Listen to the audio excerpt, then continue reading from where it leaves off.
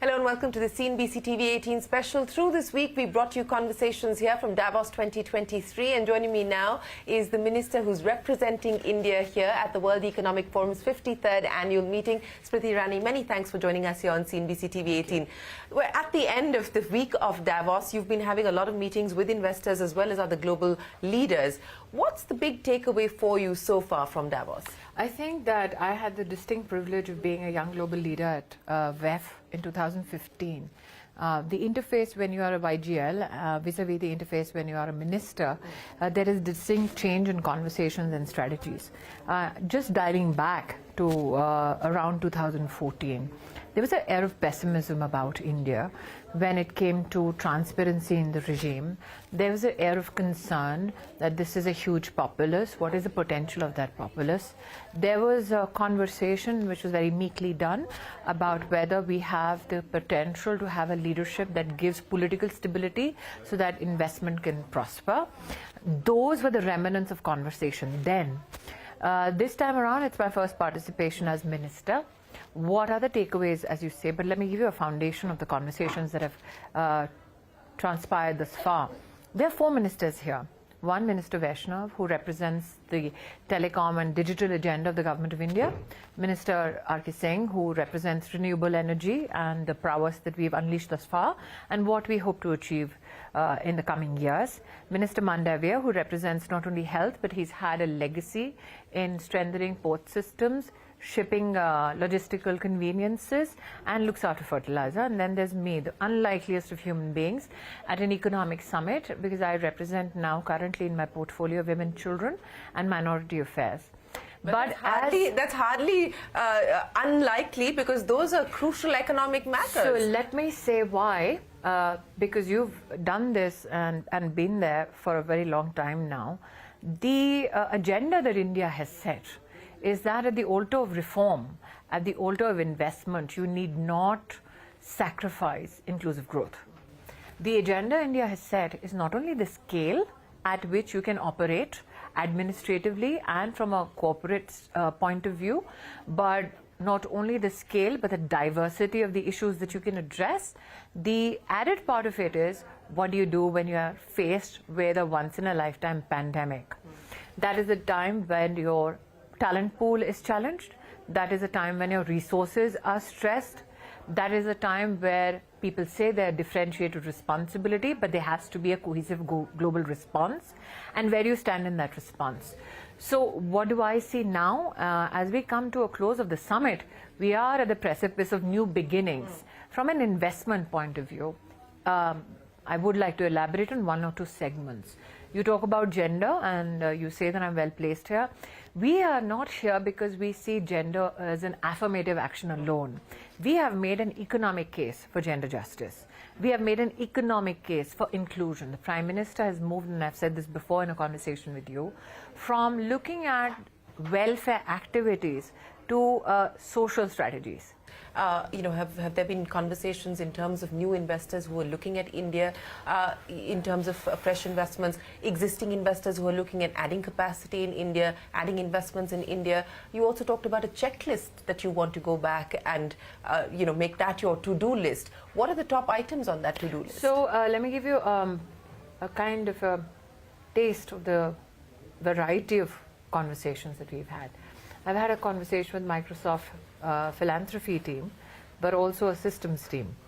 I had the distinct privilege of being Minister Education in 2014 when I remember Nadella coming to India and saying, what do you need?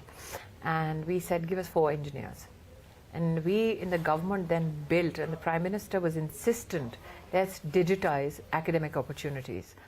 At that time, I remember the opposition mocked him, कि ये क्या digital India है, गाँव में कौन करेगा इसका इस्तेमाल?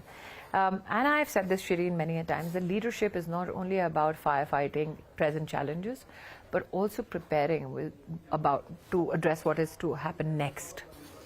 As a part of that initiative, India created its own MOOCs platform. Today, we have over 1.5 crore kids, in fact 1 crore 70 lakh students who educate themselves across 2,000 courses, and the cost of that education is not more than 600 or 1,000 bucks. That's a huge volume. We in our country had digitized all our school books from class 1 to 12, K-12 as they say this in the Alps. And we did it in 30 multiple languages. If you look at the pandemic offtake, and I'm not talking about the private sector, I'm talking about government school offtake, 2.5 billion learning sessions. If you convert and see the numbers in minutes, I mean, it's 30 billion plus, but it's done in 30 languages. So I think that when we have a conversation with Microsoft Philanthropy, we say, put your money, like I said, women in STEM. When we meet energy companies and those who are inclined to invest in renewables, who are fascinated by the hydrogen mission that has been pronounced by the Honorable Prime Minister, it has a component of 600,000 new jobs. So when you sit at the table with luminaries of the industry in the skill segment, there is a recognition that Davos and the world today wants to look at the ambition of 600,000 reskilling prospects till 2030. And I, as a very proud Indian, said, well, we in India can meet your target alone. Yep. So we have those people now on the table who say, I said that I don't want to look at skills from the perspective of entry-level skills or just soft skills. Can we look at skills like precision engineering?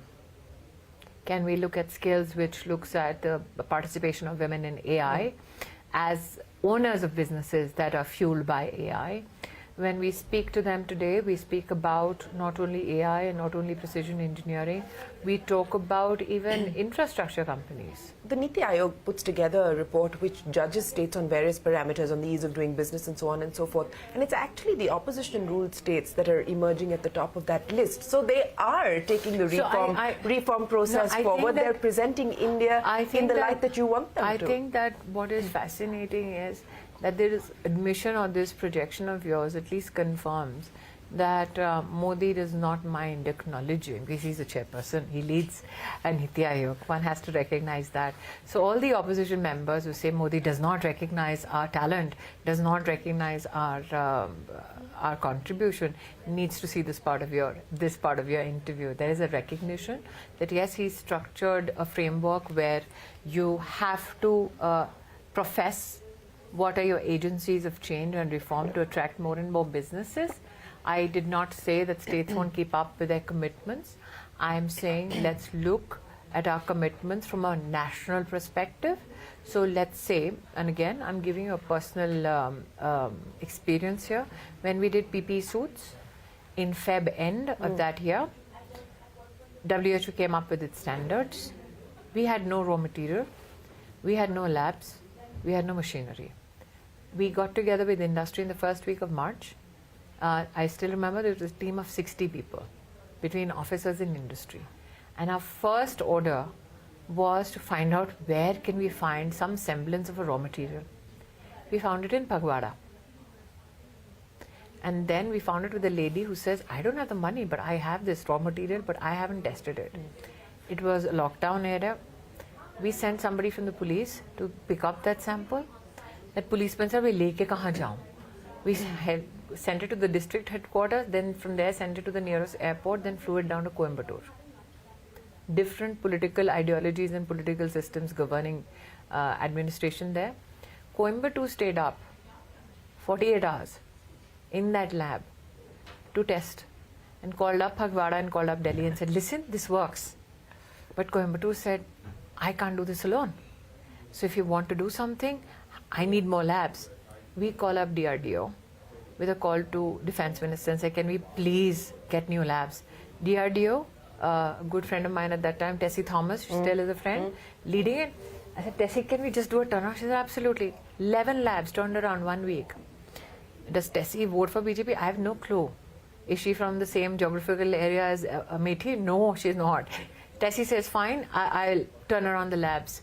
I call Anil Agarwal. I said, there is no money, no machinery. I have not a rupee of subsidy to give. I said, you do a lot of CSR, but you also help out businesses. He said, what do you need? I said, I think I have the CII head of textiles, Gautam Nair.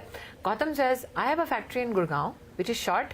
If you can get me the machine, I have people, I'll put them, I'll pay the money for the people, but I can't pay for the machines, I have no money. I call up Anil Agarwal. I said, so please, Gautam needs 30 machines. He said, where are the machines? He said, they are in Japan. He said, I can give them money for the machine. I can't go to Japan. I call up Jay Shankar and I said, there are 30 machines in Japan. He says, I'll make the arrangements. You get the money. I said, I got the money. You get me the permissions. He said, we need a plane. I call Hardeep. I said, I need a plane. He says, yes, we'll get you a plane. That is how we made from 0 companies in March, first week, to 1,100 companies by May end. And in June, we were the 2nd largest exporters in the world. And in between all of that, I called up every industry leader to say, and in that chaos, one of those days when I'm calling people, where can we elaborate and expand on our manufacturing? I have an officer running in my corridor and saying, listen, while you're making this, can I make the swab? It is not my constitutional or administrative locus standi. I said, why would you want to? He said, because swab abhi 10-15 rupees ka raha hai, main 10 paise ka bana sakta hu. I said, how can you? He said, somebody in Johnson & Johnson, I took out the earbud, I took that thing, and I have somebody in Pune, that guy has no money, but he can give me the... That is how we built what we built. People stood up. They recognized there was financial constraints. They recognized there was a medical emergency. They recognized that everything had shut down. But we were running in lobbies that need not belong to only governments. We were running in and scrounging our brains. 12 in the night, I was typing a press release for my secretary textiles. In hierarchy and protocol, that does not happen. And I told Ravi, I said, you tackle your call with industry, you have to write a page, let me write it for you. So I think the pandemic story is a story of collaboration. It's a story of tenacity. And it's also a story of Indian talent. Well, Smriti Irani, it's always a pleasure. Thank you very much for joining us here in Davos to take us through what the Indian government has pitched here to investors, and more importantly, to give us an insight on your to-do list that you intend to take back from here. It's a long one, and we look forward to hearing more from you on how much of that you get to accomplish as soon as you head back. But thank you very much for joining us here in Davos. We are going to take a break, but the conversations continue. Stay with us on CNBC-TV18. We're back in a moment.